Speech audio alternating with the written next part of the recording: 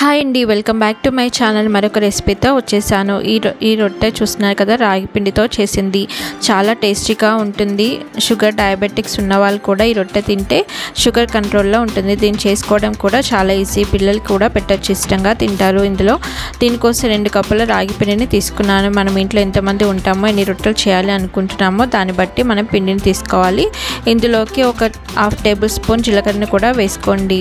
తర్వాత ఇందులో తరిగిన 1 కప్పు ఉల్లిగడ్డ ముక్కల్ని కూడా వేసుకోండి. ఇలా వేసుకున్న తర్వాత ఇందులోకి మనకి ఏమైనా బీట్రూట్ అయినా లేకపోతే క్యారెట్ అయినా ఈ విధంగా తరిగి వేసుకోండి. నేను ఇంకా 1/2 కప్పు వేసుకుంటున్నాను.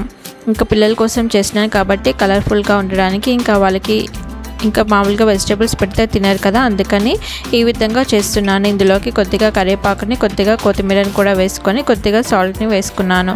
ఇప్పుడు దీనంతా మంచిగా కలుపుకోవాలి. ఇలా కలుపుకున్న తర్వాత ఇందులోకి మనము కొద్దిగా వాటర్ పోసుకుంటూ చపాతీ పిండి కంటే కొద్దిగా గట్టిగానే కలుపుకోవాలి. ఎందుకంటే ఇది చపాతీ చేసేటప్పుడు విరిగిపోతుంది కాబట్టి నీళ్ళు పోసుకుంటూ కలుపుకోవాలి. చూస్తున్నారు కదా, ఇక్కడ నేను కొద్దిగా గోరువెచ్చగా ఉన్న వాటర్ని పోసాను. ఈ విధంగా కొద్దిగా వాటర్ పోసుకుంటూ మంచిగా కలుపుకోవాలి.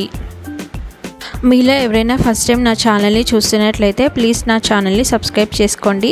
పక్కనే ఉండే బెల్ ఐకాన్ని ప్రెస్ చేయండి. బెల్ ఐకాన్ని ప్రెస్ చేస్తే నేను వీడియో పెట్టగానే మీకు నోటిఫికేషన్ వస్తుంది.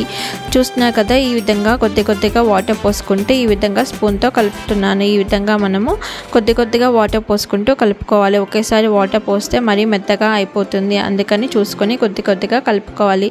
మరీ చపాతీ పిండిలాగా గట్టిగా కాకుండా మరీ లూజ్గా కాకుండా ఈ విధంగా మనం కొద్దిగా నీళ్ళు పోసుకుంటూ నేను చూపించిన కన్సిస్టెన్సీలో ఈ విధంగా మెత్తటి కలుపుకోవాలి. ఇలా మొత్తం అంతా కలుపుకున్న తర్వాత మనము స్టవ్ మీద పెనం పెట్టుకొని మనం ఇంకా చపాతీలు చేసుకోవడమే. దీంట్లో అన్నీ వేసాం కాబట్టి చాలా హెల్తీగా కూడా ఉంటుంది. ఎప్పుడు బ్రేక్ఫాస్ట్ ఒకేలాగా కాకుండా ఇలా హెల్తీగా కూడా చేసుకోండి. చూస్తున్నారు కదా, ఈ విధంగా అరిటాక్ తీసుకొని అరిటాక్ మీద కొద్దిగా ఆయిల్ వేసుకొని తర్వాత నేను చపాతీ లాగా మెత్తుకుంటున్నాను. అరిటాక్ దొరికినప్పుడు కవర్ మీద కూడా వేసుకొని చేసుకోవచ్చు. ఈ విధంగా కొద్ది ముద్దలు తీసుకొని ఈ విధంగా రౌండ్గా ప్రెస్ చేసేసుకుంటున్నాను. చూస్తున్నారు కదా, మనం ఇందులో అన్నీ వేసాం కాబట్టి తినడానికి కూడా చాలా టేస్టీగా ఉంటుంది.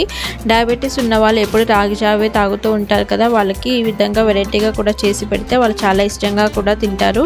పిల్లలు కూడా రాగి జావ తాగమంటే మా చిన్న పాప అసలు తాగదు. అందుకనే ఆమెకి అప్పుడప్పుడు ఇలా చేసి పెడుతూ ఉంటాను. ఇది చాలా హెల్తీ కూడా కదా. ఇంకా పిల్లలకి కాళ్ళ నొప్పులు అంటూ ఉంటారు. వాళ్ళు కాల్షియం లేనప్పుడు ఇలా రాగి రొట్టెలు చేసి పెడితే వాళ్ళు ఇష్టంగా తింటారు. ఇంకా అందులో మనం అన్ని వెజిటేబుల్స్ కూడా వేస్తాం కాబట్టి ఇంకా చాలా హెల్తీగా కూడా ఉంటుంది. ఈ విధంగా కొద్దిగా ఆయిల్ వేసుకొని మనం చపాతీలన్నిటిని మంచిగా కాల్చుకోవచ్చు. ఈ విధంగా 2 వైపులా తిప్పుతూ మంచిగా కాల్చుకోండి. ఇలా కాల్చుకున్న తర్వాత సర్వ్ చేస్తే పిల్లలు చాలా ఇష్టంగా తింటారు. మీకు ఈ వీడియో ఎలా అనిపించిందో కామెంట్ రూపంలో కామెంట్ చేయండి. మీరు ఇంట్లో ట్రై చేసి ఎలా వచ్చిందో కూడా కామెంట్ చేయండి. ఈ విధంగా మనకి ఎన్ని రొట్టెలు కావాలో అన్ని రొట్టెల్ని ఈ విధంగా మనం చేసుకొని సర్వ్ చేసుకోవచ్చు.